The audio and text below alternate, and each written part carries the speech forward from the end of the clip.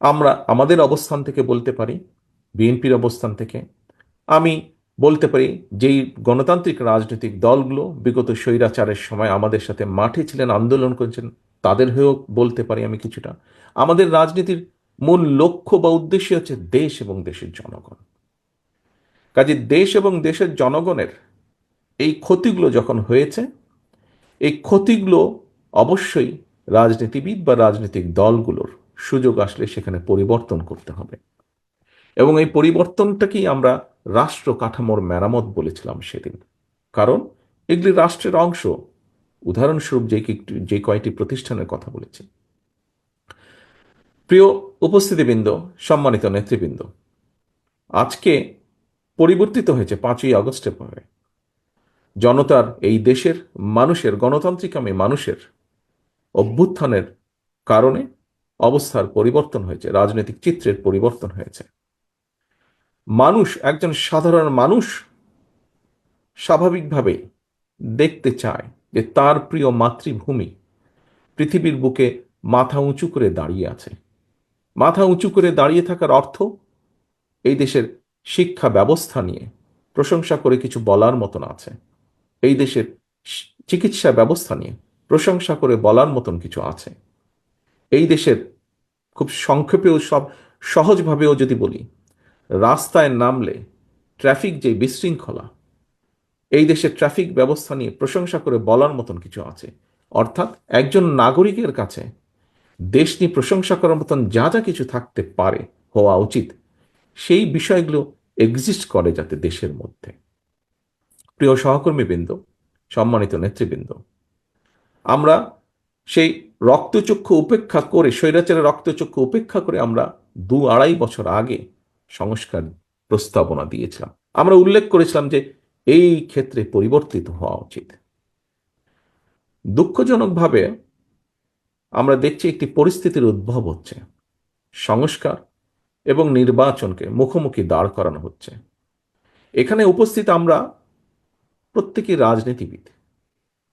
এখানে একজন বক্তা উল্লেখ করে গিয়েছেন, খুব সম্ভবত বোধহয় মান্না ভাই বলেছেন ওনার বক্তব্যে, যে গণতন্ত্র বলতে একজন সাধারণ মানুষের কাছে কি বোঝা যায়। গণতন্ত্র বলতে একজন সাধারণ মানুষের কাছে এক কথায় নির্বাচন, নিরপেক্ষ নির্ভয় ভোট দেওয়ার যে সিস্টেম, সেটিকেই গণতন্ত্র বলি আমরা। সারা পৃথিবীতে সেটি গণতন্ত্র হিসাবে প্রচলিত বা স্বীকৃত। কিন্তু এই ব্যবস্থাকে সংস্কার এবং নির্বাচন, এটিকে মুখোমুখি করে দেওয়া হচ্ছে। আমি গতকাল একটি কথা বলেছিলাম, আপনাদের অনেকেই সেখানে উপস্থিত ছিলেন। কথাটি হচ্ছে, দেখুন, আমরা সবাই জানি, কেউ কেউ বলছেন যে সংস্কার শেষ হবে তারপরে নির্বাচন হবে।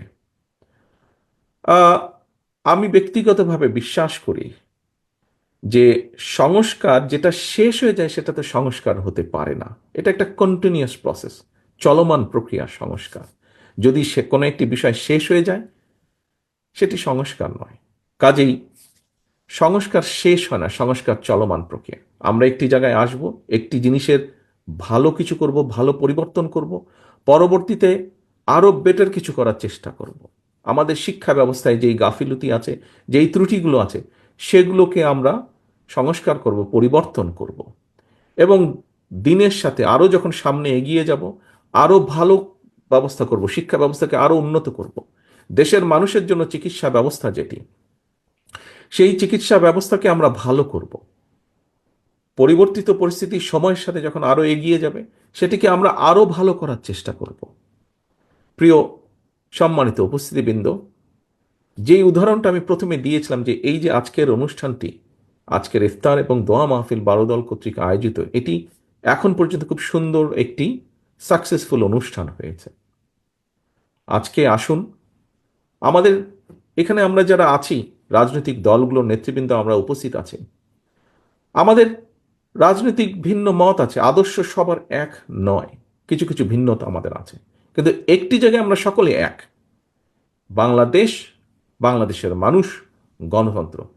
এখানে কিন্তু কোনো বিভেদ নেই। বেসিক বিষয়টিতে আমরা সকলে একত্রিত।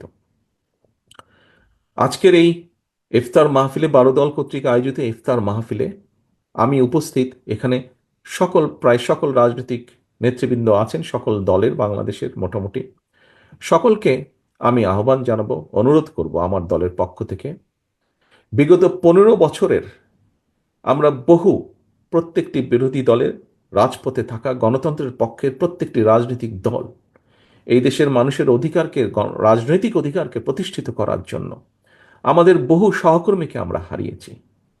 জুলাই আগস্ট মাসে যে অভ্যুত্থান, জনতার যে অভ্যুত্থান হয়েছে, সেই অভ্যুত্থানে আমরা আমাদের আপনজনদেরকে হারিয়েছি, সহকর্মীদেরকে হারিয়েছি, পরিচিত জনদেরকে হারিয়েছি।